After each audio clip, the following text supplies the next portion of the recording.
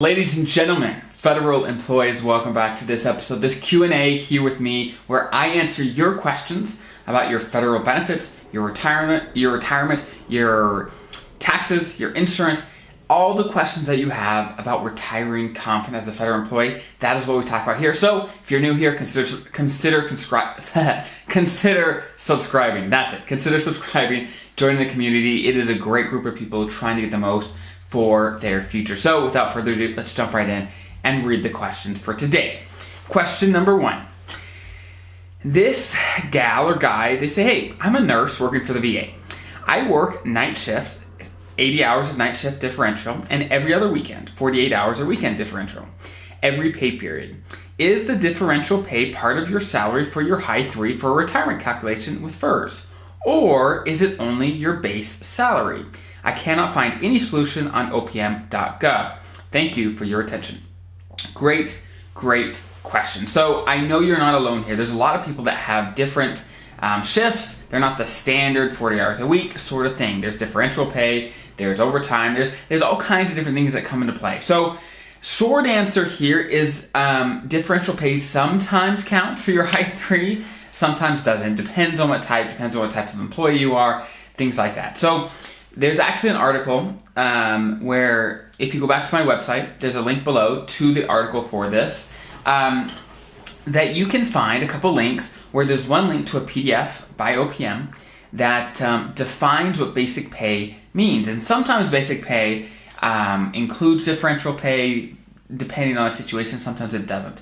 Now, with that being said, there's actually one way to figure out for you, regardless of whatever type of pay it is, to figure out, hey, is that pay counting towards your high 3 salary? Because as we all know, your high 3, which is the average highest 3 earning years for you during your career, that really matters when it comes to your pension, right? That's how they calculate your pension. So that really matters. So knowing what actually counts for your high 3 is big.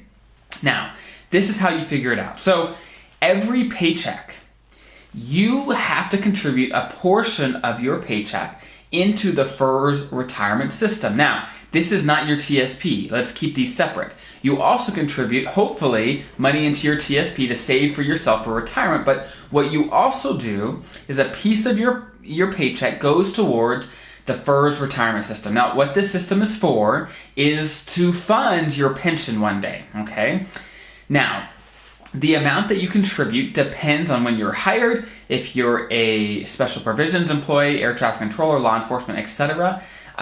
It depends. Now, for most FERS that were hired before 2013, it's going to be 0.8%, is how much every paycheck you're going to be contributing into the system. And this is why it's relevant, okay? If you are paying that 0.8% on a certain type of pay, whether it's differential pay, whatever type of pay it is, then you know that that pay is going to count for your high 3. If you're not paying into the FERS retirement system based on that money, then it does not count for your high 3. That's how it works. If you're paying a portion of that money, whatever type of pay it is, into the FERS retirement system, then you know what it is. Now, again, like I said, if you're hired after 2013, or if you are a law enforcement officer, air traffic controller, the rates are different. It's not 0.8%. So there's actually a link again in the article I wrote with this back on my website. Check that out. You could find exactly what rate it would be for you. Again, it's not 0.8%. It's higher than that, okay? So that's one way to know for sure if the pay that you're receiving does count for your high 3. Okay, let's move right along. So question number 2, they say, hey, if you work until Social Security full retirement age, which in my case is 66 and a half, is it better to start Social Security benefits or to live on your TSP until 70 and get the added percentage of Social Security, the bumped up Social Security benefit?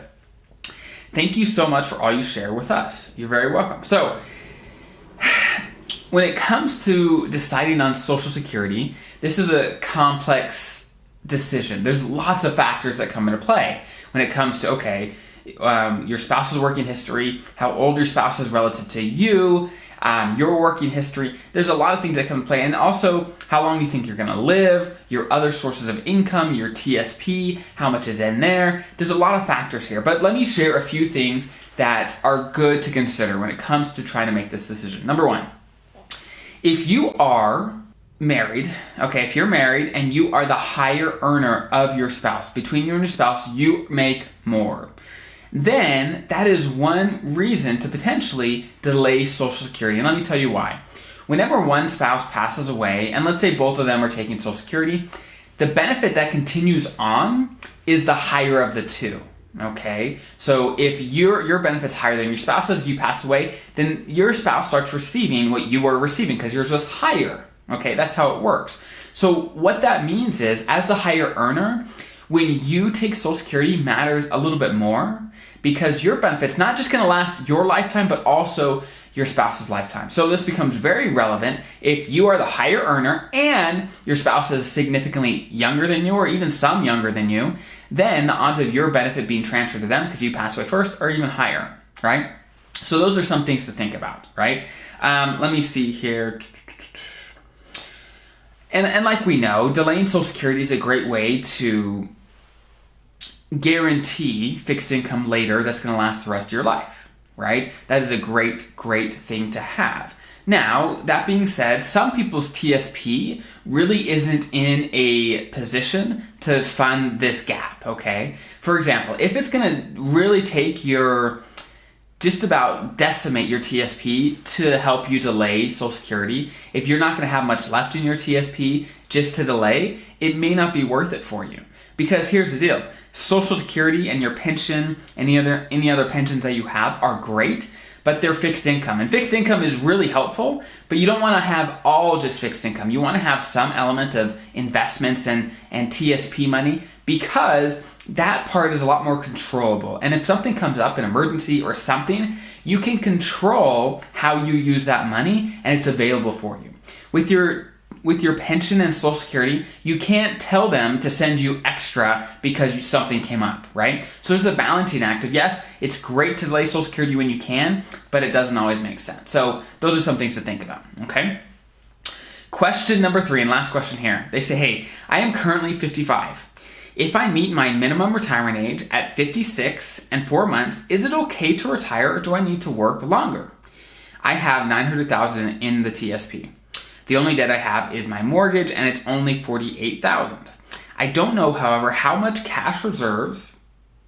Oh, they say I don't, however, have much cash reserves. I would need to build that up, and was wondering if I should reduce TSP contributions temporarily to focus on cash and mortgage. I am currently contributing 25%. This is a great question. So when it comes to if this person can retire or not, I have no clue. Okay, I don't have a lot of data of, okay, what's their income? What's their pension going to be? Are they eligible to retire right away without any reductions? Are they going to get the first supplement? There's lots of questions here that I don't really know. So I can't answer that. But what I can answer is they said, hey, is it worth it to maybe reduce how much I'm contributing to my TSP in the short term so that I can build up a cash reserve, so that I can maybe really hit down my mortgage and things like that? That's a great question.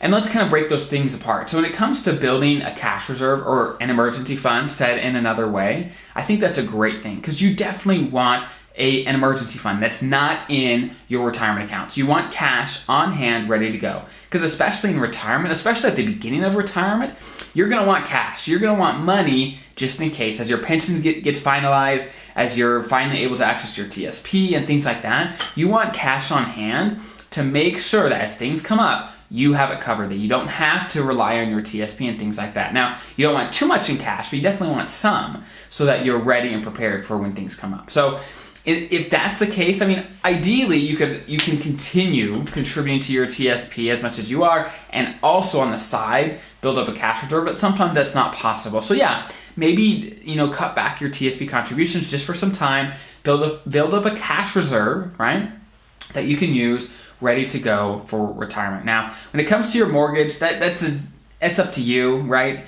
is kind of a toss-up depending on, okay, should you put more in your TSP or work down on your mortgage? It depends on what your interest rate is, depends on how the market does, depends on how you're investing your TSP. There's more factors there, so I'm not sure exactly there. When it comes to building an emergency fund, yeah, you definitely want that, and it's worth maybe cutting back on your TSP in the short term to make that happen. So those are my thoughts, guys. Have an incredible rest of your day. If you have any questions, there's a link in the description below to submit those, and I might just answer them on the next Q&A. See you next time.